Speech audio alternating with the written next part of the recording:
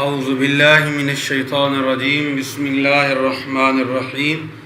Islamic فقہ YouTube میں تمام ویورز کو خوش آمدید اینڈ السلام علیکم ورحمۃ اللہ وبرکاتہ۔ ناظرین، ایک نئی ویڈیو کے ساتھ آپ دوستوں کی خدمت میں حاضر ہیں۔ آج ہے 4 شوال المکرم کا دن، اور اس دن آپ نے صرف 2 کام کرنے ہیں۔ انشاءاللہ تبارک و تعالی رزق زمین کے آخری حصے سے بھی باہر آئے گا، اور اللہ کریم آپ پر اپنی انوار و تجلیات کی برسات فرمائے گا۔ ویور، شوال المکرم کا مہینہ انتہائی فضیلتوں والا، عظمتوں والا مہینہ ہے۔ اس مہینے کی شان و شوکت اور رفعت کے متعلق آپ پہلے بھی سن چکے ہیں، تو انتہائی آج کا وظیفہ زبردست وظیفہ ہے۔ 2 چیزیں آپ کے ساتھ بیان کی جائیں گی، اور ان 2 چیزوں کو صرف آج تک محدود نہیں کرنا۔ جب تک آپ زندہ ہیں، آپ کے والدین زندہ ہیں، آپ نے یہ عمل کرتے رہنا ہے۔ انتہائی مختصر سا عمل، انتہائی مختصر سا۔ انشاءاللہ تبارک و تعالی میں یہ قسم اٹھا کے کہتا ہوں کہ رزق اگر زمین کے آخری حصے میں بھی ہوا تو وہ زمین سے باہر نکل کر آپ کے قدموں میں آئے گا انشاءاللہ تبارک و تعالی۔ جی ہاں ناظرین، ایسے چیزیں موجود ہیں آج بھی کائنات میں، اگر انسان تھوڑی سی کوشش کرے تو انہیں پا سکتا ہے۔ تو اللہ تبارک و تعالیٰ کا نام پاک ہے۔ اللہ جو ہے وہ تمام تعریفوں کے لائق ہے، قابل ہے۔ وہ بادشاہوں کا بادشاہ ہے۔ وہ اللہ کریم ہے جس نے کل کائنات کو ایک وجود، ایک رونق بخشی، پھر اس نے موت اور زندگی کو پیدا فرمایا، اور اس نے کل بروز محشر ہمیں اپنی بارگاہ میں اکٹھا کر کے، جمع کر کے یہی فرمانا ہے، لمن الملک والیوم بادشاہو، بتاؤ آج بادشاہت کس کی ہے؟ تو ان ساری چیزوں کے الحمدللہ ہم مسلمان اس دنیا میں بھی قائل ہیں اور آخرت میں بھی قائل ہیں۔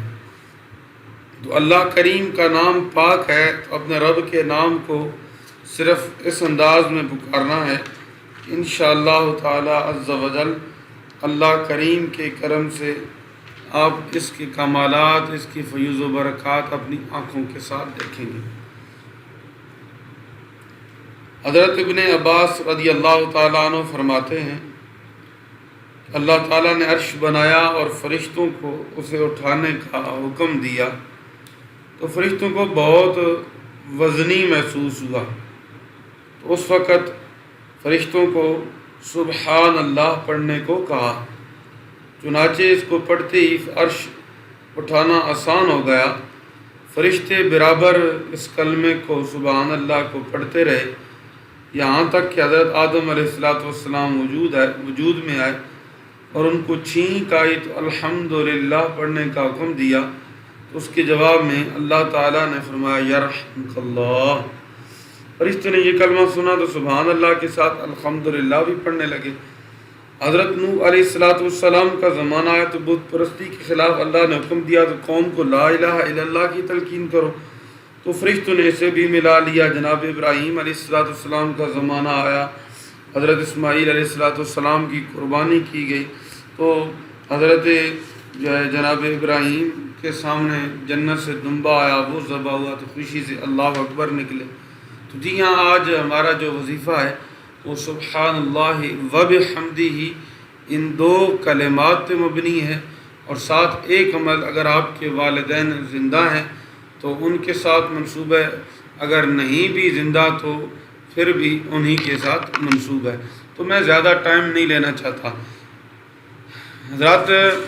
2 چیزیں وہ کون سی ہیں؟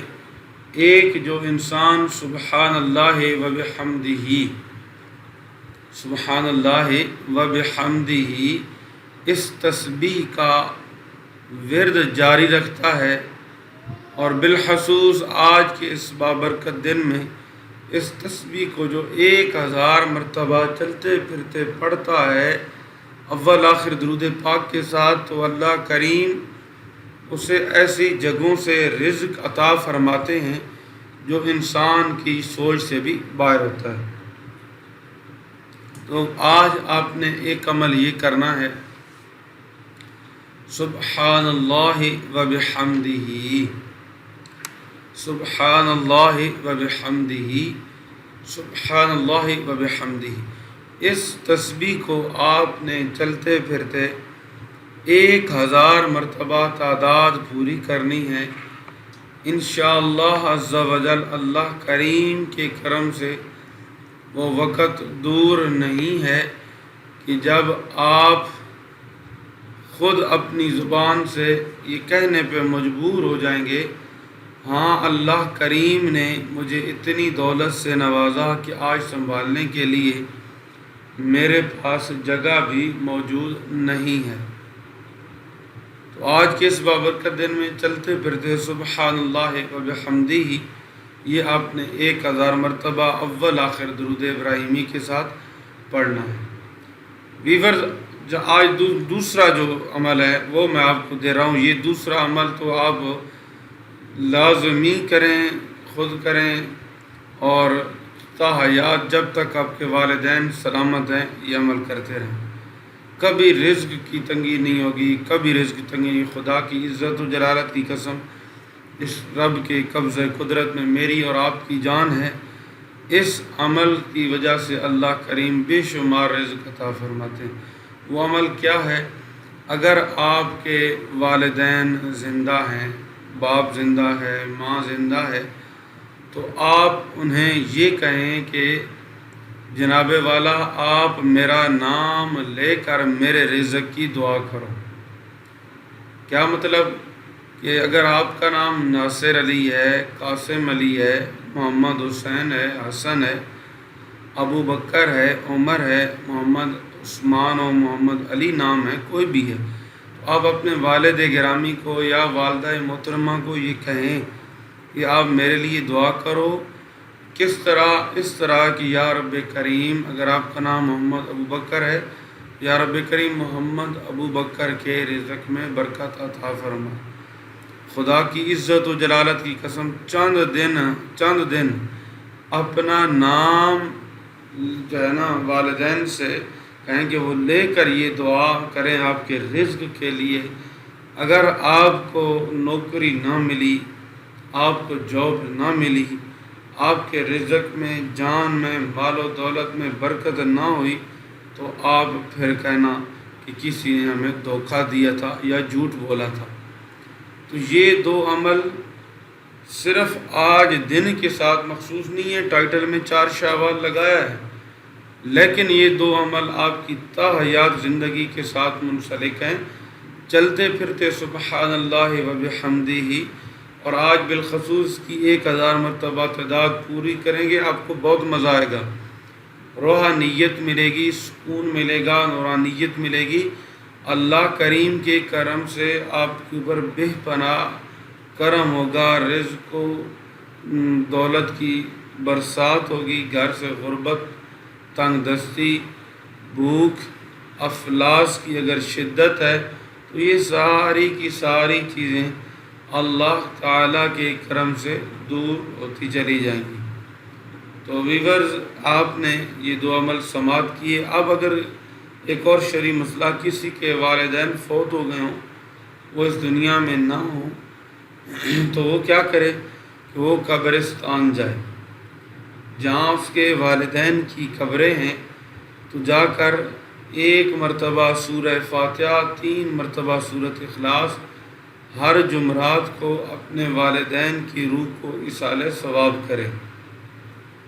انشاءاللہ عز و جل اس عمل سے اللہ کریم اسے بھی بے شمار رزق عطا فرمائیں گے، دولت عطا فرمائیں گے، گھر میں خیر و برکت ہوگی۔ اگر وہ ماں باپ کی قبر سے دور ہے یا اس نے ابھی تک دیکھی ہی نہیں ہے، پتہ ہی نہیں ہے، تو وہ قبرستان چلا جائے، ایک خط کھینچے، لکیر کھینچے ہاتھ سے، یا جہاں کہیں بھی ہے وہیں یہ عمل شروع کر دے۔ تو خط کھینچ کر اسے والدین کی قبروں میں سے قبر شمار کر کے فاتحہ اور درود شریف پڑھے، اخلاص پڑھے، انہیں ثواب پہنچائے، تو انشاءاللہ اللہ کریم اس کے اوپر بھی بہت زیادہ کرم فرمائیں گے۔ تو آج کی یہ 2 عمل انتہائی زبردست عمل ہیں۔ شاید آپ انہیں بہت ہلکا یعنی لائٹ سمجھیں، ایسا عمل نہیں ہے۔ بہت فضیلت والے عمل ہیں، ضرور کیجیے گا۔ اللہ ہم سب کا حامی ناصر ہو۔ اللہ حافظ۔ السلام علیکم ورحمۃ اللہ وبرکاتہ۔